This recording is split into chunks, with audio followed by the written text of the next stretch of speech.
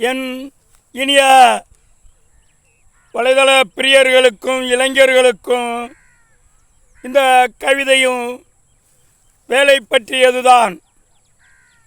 இதன் தலைப்பு அரசே வேலை வாய்ப்பை உருவாக்கி தரட்டும்.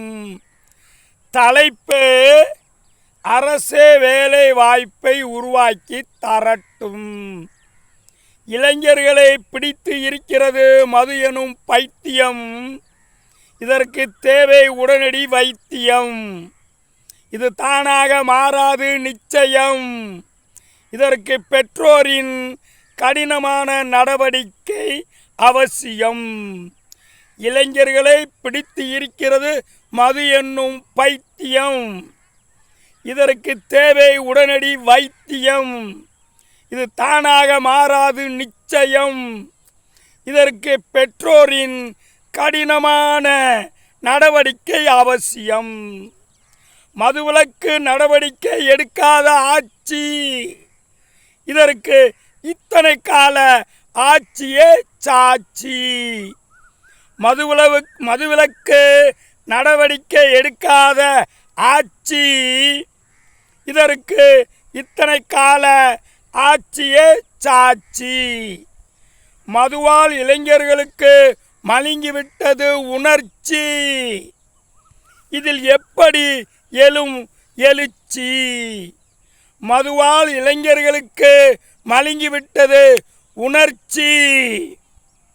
இதில் எப்படி எழும் எழுச்சி? மக்கள் வாழ்க்கையோ வறட்சி. இதுவா அரசு உண்டாக்கிய வளர்ச்சி? மக்கள் வாழ்க்கையோ வறட்சி.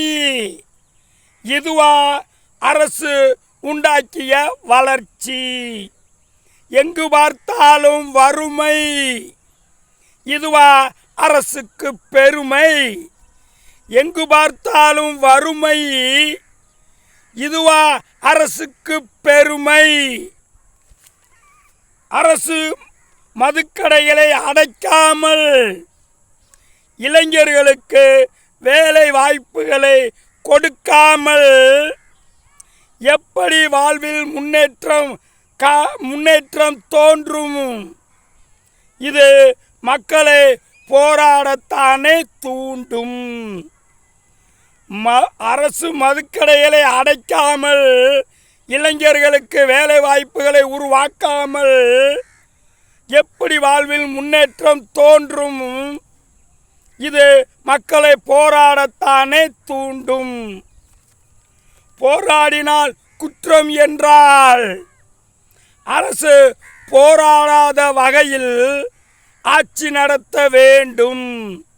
மக்கள் போராடினால் குற்றம் என்றால் அரசு போராடாத வகையில் ஆட்சி நடத்த வேண்டும். முன்னேற்றத்திற்கான திட்டம். அதற்கு அரசே வேலை வாய்ப்பை உருவாக்கி தரட்டும். மக்களுக்கு வேண்டும் முன்னேற்றத்திற்கான திட்டம்.